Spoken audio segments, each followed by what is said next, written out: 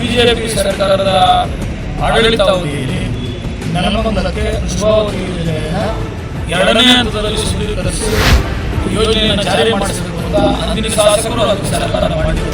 ಅವ್ರು ಮಾಡಿದ ಯೋಜನೆಯನ್ನು ಮುಂದುವರಿಸಿದ ನನ್ನ ಒಂದು ಅಪಪ್ರಚಾರ ಮಾಡಬೇಕಾದಾಗ ಈ ಅಪಪ್ರಚಾರನ ನಾನೇ ತಲೆ ಮೇಲೆ ಹೊತ್ತಬೇಕು. ಹಿಂದೆ ಹೇಳಿದ್ರಂತೆ ನಾವು 3ನೇ ಹಂತ ಮಾಡಿದ್ದೀವಿ ಅಂತ. ಇಲ್ಲೇ ನಮ್ಮ PA ಹತ್ರ ಆದೇಶ ಇದೆ, ಆದೇಶ ನಿಮ್ಗೆ ಕೊಡ್ತೀನಿ. 2022 ಆದೇಶ 8ನೇ ಹಂತಕ್ಕಾಗಿತ್ತು. ಅವತ್ತು ಸಚಿವರು ಯಾರಾಗಿರೋ, ಅವತ್ತು ಶಾಸಕರು ಯಾರಾಗಿರೋ, ಯಾರೇನು ವಿಷಯ ಅಂದ್ರು ಅದನ್ನು ಸಾರ್ವಜನಿಕರು ತೀರ್ಮಾನ ಮಾಡಿ ಅವ್ರು ಒಂದು ವೇಳೆ ವಿಷಯ ಕೊಟ್ಟಿದ್ರೆ ವಿಷಯ ನಿಲ್ಲಿಸಲು ಶ್ರೀನಿವಾಸ್ ಕಾಂಗ್ರೆಸ್ ಸರ್ಕಾರ. ಶಾಸಕರಿದ್ದಂಥ ಅವಧಿಯಲ್ಲಿ ಬಿಜೆಪಿ ಸರ್ಕಾರದ ಆಡಳಿತಾವಧಿಯಲ್ಲಿ ನೆಲಮಂಗಲಕ್ಕೆ ಶುಭಾವತಿ ಯೋಜನೆಯನ್ನು ಎರಡನೇ ಹಂತದಲ್ಲಿ ಶುದ್ಧೀಕರಿಸಿ ಈ ಯೋಜನೆಯನ್ನು ಜಾರಿ ಮಾಡಿಸಬೇಕು ಅಂತ ಅಂದಿನ ಶಾಸಕರು ಅಂದಿನ ಸರ್ಕಾರ ಮಾಡಿದರು. ಅದನ್ನು ಮುಂದುವರಿಸಿದ್ದಕ್ಕೆ ನನ್ನ ಮೇಲೆ ನಾನು ಮಾಡ್ತಾ ಇದ್ದೀನಿ ಅಂತ ಆರೋಪ ಮಾಡಿದರು. ನಾನು ಇಷ್ಟೆಲ್ಲ ಕ್ಷೇತ್ರಕ್ಕೆ ಕಷ್ಟಪಟ್ಟು ಕೆಲಸ ಮಾಡ್ತಾ ಇರಬೇಕಾದ್ರೆ ಅವ್ರು ಮಾಡಿದ ಯೋಜನೆಯನ್ನು ಮುಂದುವರಿಸಿದ್ದನ್ನೇ ನನ್ನ ಮೇಲೆ ಒಂದು ಅಪಪ್ರಚಾರ ಮಾಡೋಕ್ಕೆ ಹೋದಾಗ ಈ ಅಪಪ್ರಚಾರನ ನಾನೇ ತಲೆ ಮೇಲೆ ಹೊತ್ಕೋಬೇಕು ಅಂತ ಹೇಳಿ ನಾನು ಕಡ್ಡಿ 2 ತುಂಡಾಗಂಗೆ ಈ ಯೋಜನೆ ವಿಷಕಾರಿಯಾಗಿದ್ದರೆ ಈ ಯೋಜನೆಯಿಂದ ನದಿಗಳು ನೀರು ತುಂಬಿ ಸಾರ್ವಜನಿಕರಿಗೆ ತೊಂದರೆ ಆಯ್ತದೆ ಅನ್ನೋದಾಗಿದ್ರೆ ಈ ಯೋಜನೆ ಬೇಡ, 3ನೇ ಹಂತದ ಶುದ್ಧೀಕರಣಕ್ಕೆ ಮಾಡಿ ನೀವು ಕೊಡೋದಾದ್ರೆ ನೀರು ಕೊಡಿ, ಇಲ್ಲಾಂದರೆ ಬೇಡ ಅಂತ ಹೇಳಿ ವಿಧಾನಸಭೆಯಲ್ಲೇ ಮಾನ್ಯ ವಿರೋಧ ಪಕ್ಷದ ನಾಯಕರಿದ್ದಾಗ, ಹಿಂದಿನ ಹಲವಾರು ಮಂತ್ರಿಗಳಿದ್ದಾಗ ನೀವು ಎಲ್ಲ ನೋಡಿದ್ದೀರ, ನಾನು ಮಾತನಾಡಿದ್ದೀನಿ.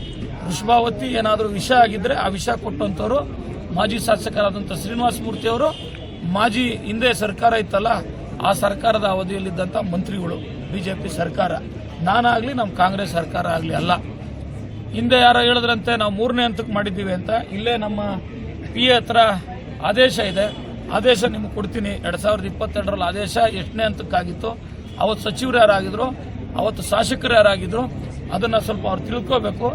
ವೃಷಭಾವತಿ ತಂದವರೇ ವೃಷಭಾವತಿ ವಿರುದ್ಧ ಹೋರಾಟ ಮಾಡಬೇಕಾದ್ರೆ ಅದು ಸರಿ ಇಲ್ಲ ಅನ್ಬೇಕಾದ್ರೆ ನಾನು ಯಾಕೆ ಸರಿ ಅಂತ ಡಿಪೆಂಡ್ ಮಾಡ್ಕೋಬೇಕು? ಅದನ್ನು ನಾನು ಇಷ್ಟು ದಿನ ರೈತರಿಗೆ ಒಳ್ಳೇದಾಯ್ತದೆ ಅಂತ ಹೇಳಿ ಯೋಜನೆ ಮುಂದುವರಿಸಿದ್ದೆ. ಅದು ಯೋಜನೆ ಸರಿ ಇಲ್ಲ, ಅದು ಇಲ್ಲ ಅನ್ನೋದಾದರೆ ಇವತ್ತು ಸಾರ್ವಜನಿಕರು ಆದೇಶ ಕೊಡ್ತೀನಿ, ನೀವೆಲ್ಲ ಮಾಧ್ಯಮದ ಸ್ನೇಹಿತರು, ಆದೇಶ ಯಾರ ಕಾಲದಲ್ಲಾಯಿತು, ಯಾವ ಸರ್ಕಾರದಲ್ಲಾಯಿತು, ಯಾರು ಇದನ್ನು ವಿಷಯ ಅಂದರು ಅದನ್ನು ಸಾರ್ವಜನಿಕರು ತೀರ್ಮಾನ ಮಾಡಿ. ಅವ್ರು ಒಂದು ವೇಳೆ ವಿಷಯ ಕೊಟ್ಟಿದ್ರೆ ವಿಷಯ ನಿಲ್ಲಿಸಿದನು ಶ್ರೀನಿವಾಸ್ ಕಾಂಗ್ರೆಸ್ ಸರ್ಕಾರ. ಕ್ಷೇತ್ರಕ್ಕೆ ಒಪ್ಕೋಬೇಕಾಗ್ತದಲ್ರಿ, ಈ ಸದನದಲ್ಲಿ ಹೆಂಗಂದ್ರೆ ಹಂಗೆ ಮಾತಾಡೋಕ್ಕಾಗ್ತದ? ಬಿಜೆಪಿ ಸರ್ಕಾರದ ಯೋಜನೆ ಅಂತ ನಾನು ಹೇಳಿದೆ ಗಂಟಾಘೋಷವಾಗಿ. ಹಿರಿಯದಾದಂಥ ಅಶೋಕ್ ಅವ್ರಿಗೂ ಗೊತ್ತು ಇದು ನಮ್ಮ ಸರ್ಕಾರದ ಯೋಜನೆ ಅಂತ. ಅಲ್ಲಿದ್ದಂಥ ಮಾಜಿ ಮಂತ್ರಿಗಳಾಗಿದ್ದಂಥ ಅಶ್ವತ್ಥನಾರಾಯಣ ಇವರು ಅವ್ರಿಗೂ ಗೊತ್ತು. ಅವ್ರು ಹೆಂಗೆ ಡಿಪೆಂಡ್ ಮಾಡ್ಕೊಳಕ್ಕಾಯ್ತು ನಮ್ದಲ್ಲ ಅಂತ? ಆದೇಶ ಇತ್ತು, ನಾನು ಆದೇಶದ ಪ್ರತಿ ತಗೊಂಡು ಹೋಗಿದ್ದೆ. ಅವ್ರು ಮಾತಾಡಿದರೆ ತೋರಿಸ್ತಾ ಇದ್ದೆ ಆದೇಶ. ಹಾಗಾಗಿ ಸ್ವಲ್ಪ ನಾವು ಇದರಲ್ಲಿ ಗೊಂದಲ ಮಾಡ್ಕೊಳ್ಳೋದು ಬೇಡ. ನೆಲಮಂಗಲ ಶಾಸಕರು ವಾಸ್ತವ ಮಾತಾಡ್ತಾ ಇದ್ದಾರೆ ಅಂತ ಹೇಳಿ ಅವರು ಅಲ್ಲಿ ಉತ್ತರ ಕೊಡದೇ ಇರ್ಬೋದು. 2ನೇ ಹಂತ ಮಾಡಿರೋದು ಸತ್ಯ. ಇಲ್ಲ ಕೊಡ್ರಿ, ಇಲ್ಲಿ ಆದೇಶ ತಿಮ್ಮರಾಜು ಪ್ರಿಂಟ್ ಕೊಡ್ತಾರೆ, ಅಲ್ಲೇ ಐತೆ. 2ನೇ ಹಂತ ಮಾಡಿ ವೀರನಂಜೀಪುರದಲ್ಲಿ ಅಲ್ಲಿಗೆ ಲಿಫ್ಟ್ ಮಾಡಿ ಅಲ್ಲಿಂದ ಲಿಫ್ಟ್ ಮಾಡೋದು ಅಂತನೂ ಐತೆ. ಅದನ್ನೆಲ್ಲ ನೀವೆಲ್ಲ ಸುದ್ದಿ ಮಾಡಿ ಕೊಟ್ಟವ್ರೆ. ಈ ಕ್ಷೇತ್ರದ ಜನತೆಗೆ ಅದು ಬೇಡ ಅಂತ ಅಂದಾದ್ಮೇಲೆ ನಾನು ಈ ಕ್ಷೇತ್ರದ ಆಡಳಿತ ಪಕ್ಷದ ಶಾಸಕ. ನಾನು ಯಾವುದೇ ರೈತ ಕಳಂಕ ರಹಿತವಾಗಿ ಇಲ್ಲಿ ನಾವು ಯಾವುದೇ ರೀತಿಯ ಆಸೆ ಆಮಿಷಗಳಿಗೆ ಒಳಗಾಗದೆ ನಾನು ನನ್ನ ಕೆಲಸನ ಪ್ರಾಮಾಣಿಕವಾಗಿ ಮಾಡ್ತಾ ಇದ್ದೀನಿ. ಇವ್ರ ವಿಷಯ ಅಂದಾದ್ಮೇಲೆ ಇದು ಸರಿ ಇಲ್ಲ ಅಂತ ಅಂದಮೇಲೆ ಸುಮ್ಮನೆ ನಮ್ಮ ಹೆಸರು ತಗೊಂಡು ಇವರು ರಾಜಕಾರಣ ಮಾಡೋಕೆ ಕೊಟ್ಟಾದ್ಮೇಲೆ ನಾನು ಯಾವುದೇ ಕಾರಣಕ್ಕೂ ನೀರು ತಗೊಳಕ್ ಬಿಡಲ್ಲ. ಅವ್ರೇನು ಹೋರಾಟಕ್ಕೋಸ್ಕರ ನಾವೇನು ಮಾಡಿಲ್ಲ. ನನ್ನ ಮೇಲೆ ಆರೋಪ ಮಾಡ್ತಾವ್ರೆ, ನಾನೇ ಯಾಕೆ ಆರೋಪ ನಾನು ಸದನದಲ್ಲೇ ಹೇಳಿದ್ದೀನಿ. ಅವ್ರು ಮಾಡಿದ್ದ ಆರೋಪ ನಾನೇ ಯಾಕೆ ಓದ್ಕೋಬೇಕು, ನಮ್ಗೆ ನೀರು ಬೇಡ ಅಂತ ಹೇಳಿ.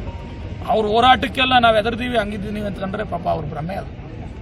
ನಾನು ಅವ್ರು ಮಾಡಿದ ಯೋಜನೆ ಸಾಕ್ಷಿ ಸಮೇತ ಆದೇಶದ ಸಮೇತ ಕೊಡ್ತೀನಿ. ನನ್ನ ಮೇಲೆ ಯಾಕೆ ನಾನು ಆರೋಪ ಓದ್ಕೋಬೇಕು? ವಿಷಯ ಆಗಿದ್ರೆ ಬೇಡ ಸ್ವಾಮಿ, 3ನೇ ಹಂತಕ್ಕೆ ಒತ್ತಾಯ ಮಾಡಬೇಕು. ಒತ್ತಾಯ ಮಾಡಿದ್ದೀನಿ. ಇವತ್ತಿನ ಪರಿಸ್ಥಿತಿಲಿ ಅವತ್ತು ಗ್ಯಾರಂಟಿ ಯೋಜನೆಗಳು ಇರಲಿಲ್ಲ. ಇವತ್ತು 55,000 ಕೋಟಿ ನಮ್ಮ ಗ್ಯಾರಂಟಿ ಯೋಜನೆಗಳಿಗೆ ಹೋಯ್ತಾ ಐತೆ.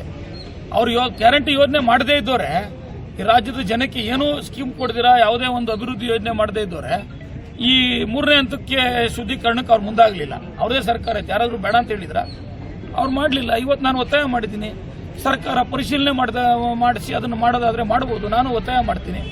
2ನೇ ಹಂತದಲ್ಲಿ ಅವರು ಕೂಡ ಕೊಟ್ಟಿದ್ದಂಥ ವಿಷಯನ ನನ್ನ ಕ್ಷೇತ್ರಕ್ಕೆ ಬಿಟ್ಕೊಳ್ಳಲ್ಲ ಸರ್. ತಾವು ತಮ್ಮ ಪೈಪ್ಲೈನ್ ಕಾಮಗಾರಿ ನಾನೇನು ಹೇಳಿದ್ದೀನಿ, ಅದೇ ಪೈಪ್ಲೈನ್ಗೆ ಎತ್ತಿನ ಒಳ್ಳೆ ನೀರು ನಮ್ಮ ಶ್ರೀರಂಗ ಏತನವರಿ ನೀರಾವರಿ ಯೋಜನೆಯಿಂದ ನೀರು ಬೇಕು ಅಂತ ಕೇಳಿದ್ದೀನಿ, ಮಾಡ್ತೀನಿ. ಪೈಪ್ಲೈನ್ ಯಾಕೆ ತಡೀತಾರೆ? ವೃಷಭಾವತಿ ನೀರು ಬೇಡ ನಾನೇನು ಬೇಕು ಅಂತ ಹೇಳ್ತಾ ಇದ್ದೀನ? 3ನೇ ಹಂತಕ್ಕೆ ಒತ್ತಾಯ ಮಾಡಿದಾಗ ಆರ್ಥಿಕ ಪರಿಸ್ಥಿತಿ ಅನುಕೂಲವಾಗಿದ್ದು ಸರ್ಕಾರ ಮಾಡಿದ್ರೆ ಯಾವ ಪೈಪ್ಲೈನಲ್ಲಿ ಮಾಡ್ತಾರೆ? ಸ್ವಲ್ಪ ಸಾಮಾನ್ಯ ಜ್ಞಾನನೂ ಇರಬೇಕಲ್ವಾ? ಈ ಥರದರೆಲ್ಲ ಪಾಪ BJP JDS ಅವರು ಅವ್ರಿಗೆ ಏನೇನೋ ಪ್ರಚಾರಕ್ಕೆ ಮಾಡಿದ್ರೆ ನಾನೇನು ಮಾಡೋಕ್ಕಾಗ್ತದೆ? ನಾನು ಇವ್ರಂಗೆ ಸೋಷಿಯಲ್ ಮೀಡಿಯಾದಲ್ಲಿ ನಾನು ಮಾರ್ಕೆಟ್ ಮಾಡ್ಕೊಳಕ್ಕಾಗ್ತದ? ನಂದೇನು ಪ್ರಾಮಾಣಿಕ ಕಳಕಳಿ ರೈತರ ಬಗ್ಗೆ ಕ್ಷೇತ್ರದ ಬಗ್ಗೆ ಇರಬೇಕು ಅದೈತೆ. ಅದು ಬೇರೆ ಯಾರಿಗೋಸ್ಕರ ಮಾಡ್ತಾರೆ ಅಂತ ನಾವು ಮಾಡೋದಿಲ್ಲ.